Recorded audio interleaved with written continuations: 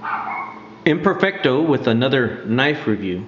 Today I have my Gerber E Z Out DPSF. I never knew what the DPSF means, but it is the Easy Out knife. They came in a blackened out form, and they also had like a regular blade, not this sheep's foot type blade. This was another work knife that I used. I used to use it quite a bit. The only thing is I felt it was a little bit small for the things that I needed. It was kind of hard to get out too. You couldn't do it with a gloved hand, but I did use it often, and it was very good for what it was. This blade I have sharpened many times. I don't know if you can see how it's kind of like, I guess I didn't really know how to sharpen. It's uneven. In many places I would just sharpen, I would use this knife when or should I say I would sharpen it when I first got my Lansky sharper, the one that I would use for it. And the blade is really, all this portion right here is unevenly sharpened. It's not even, but I was learning how to use it, and it's an S30V Steel. It would take me a little bit. Like right now it's like not even sharp really. I can just, and I'm putting pressure on it with my finger. You can see right here, and it's not really doing anything. It's has no, but of course, you know, I would use it, and used it for I don't know, a long time. I can't even really tell you. One of the things I didn't like was this clip on here. It was kind of loose, and there was nothing you can do to tighten it really.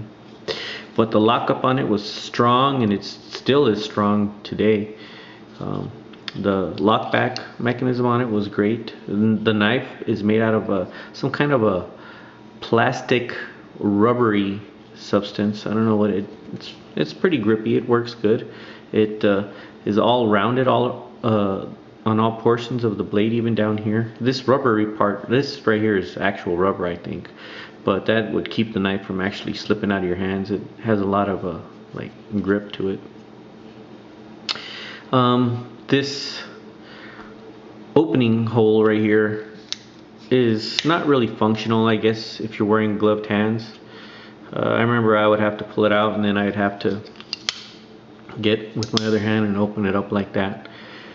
But I really enjoyed using it. I mean, I used it all the time, and it worked no matter what I needed it to do. Sometimes I'd even pound on it back here to like help cut, because you know the blade.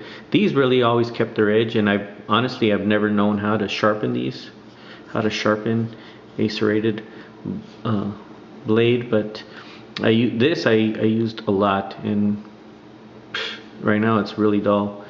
I really need to learn how to sharpen knives better so I can get this taken care of.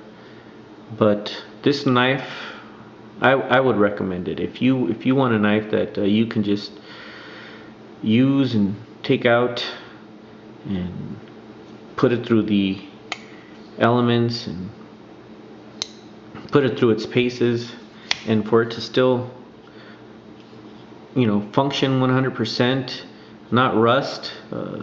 This knife, I actually did leave it in water, in a water puddle one time. I was at a work site, and I left it, and then I lost it. I couldn't find it. I went to work the next day, and it was sitting right there in a puddle of water. I pulled it out, kind of just blew in here and wiped off the blade, and from what I can see, it never really developed any rust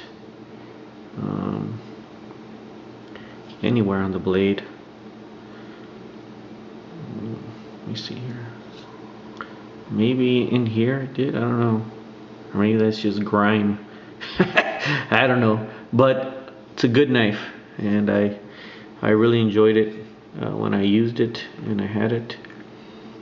So I hope you all enjoy my review of the Gerber E Z out in S30V with a sheep's foot type blade and like a rubber type handle. Imperfecto.